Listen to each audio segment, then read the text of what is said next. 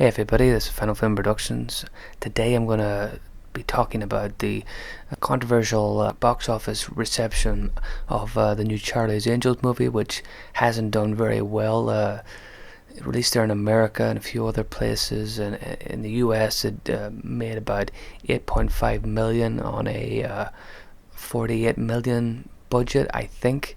Now Elizabeth Banks, before the movie's release, came out and caused a bit of a stir. It kind of added to the kind of miserable marketing campaign that the movie already had. You got to realize that the trailers didn't really click with people. Myself, I seen them. I thought it looked sort of fairly average, fairly forgettable. She is quoted as saying, this is in an interview, she says, look, people have to buy tickets to this movie, which is a pretty desperate first sentence to come out with. She says this movie has to make money. If the movie doesn't make money, it reinforces a stereotype in Hollywood that men don't go see movies, don't go see women do action movies, which is kind of nonsense straight away, because in recent years we've had big action movies such as Lucy. Atomic Blonde did pretty well. We've had Resident Evil, which Mila Jovovich, I'm very bad with pronouncing names, she led those movies and they did really well. I think she does, Elizabeth Banks being a director of the movie, if I didn't make that clear. She's director of Charlie's Angels. She says they'll go to see comic book movies with Wonder Woman because that's a male genre. That seems a pretty stupid sentence to come out with, suggesting that comic books are a male genre. You know, to suggest something like Wonder Woman and Captain Marvel are massive hits, to say it's a male genre kind of diminishes their presence in the comic book world, and it's kind of tries to diminish what the success of those two movies is. Like saying, oh well, they only done well because they're comic books. Now of course there is more male comic book characters than female, I would guess. I mean, how do you quantify how many comic book characters there is? There's so many. But to call it a male genre seems pretty stupid. I mean, how many females go to see Avenger movies? I would imagine a lot. How many female characters are in Marvel movies these days? You've got Black Widow, Captain Marvel. You've got all the female X-Men characters. There's Guardians of the Galaxy characters that are female. But it does seem a pretty dopey thing to come out with, saying that comic book movies with females only are successful and men only go to see them because it's a male genre.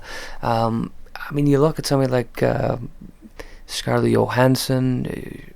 The movie she was in, Lucy, didn't have any IP at all behind it that anybody was interested in, but it looked an interesting movie. It was a pretty cool action movie. I know people were a little bit confused and miffed by the final 20 minutes or so, but it by and large, if you haven't seen Lucy, is a really good action movie. But again, Elizabeth Banks, she's not done herself or the movie any favors. Charlie's Angels wasn't exactly lighting up people's radars. You've got so many other movies at the moment that are doing better, like Joker and Ford versus Ferrari. You've got Frozen coming out. Frozen's another female-led movie, and maybe an animated Disney movie.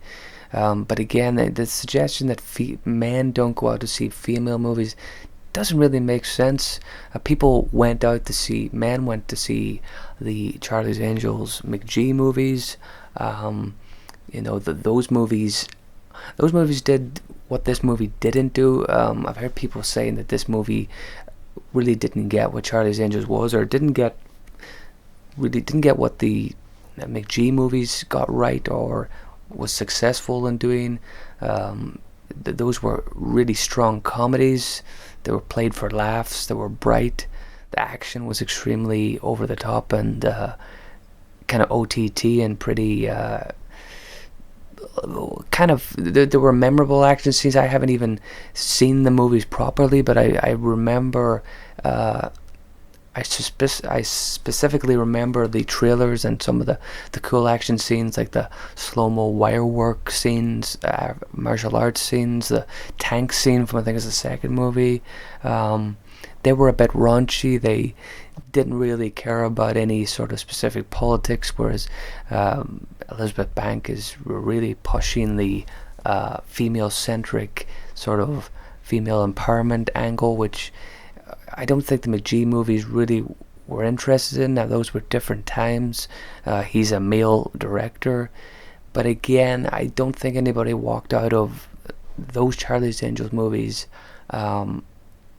thinking that it did any harm to those actresses or to females leading movies. Whereas this probably would, or this probably will, because she's pushing that. She's suggesting that people don't go to see it. It's not going to be good for future movies that try to have female characters in lead roles. I just think she was scrambling for excuses when she knew the movie probably wouldn't do very well, and it isn't doing well. The trailers just were fairly bland. I can't imagine people getting that excited about the movies. You didn't really have any big stars, whereas Cameron Diaz and Drew Barrymore, Lucy Liu, may not have been mega stars, but they were likable and well-known actors. Sort of like, had this movie gotten Margot Robbie and someone like Emma Stone, but it didn't. It got three fairly talented but not that well-known to mass audiences anyway. So I think that the whole marketing campaign, that Elizabeth Banks' excuse, is not really helping it. And she's making excuses that don't really add up, in my opinion. What do you think? Did you go to see Charlie's Angels, and why did you not? Thanks for watching.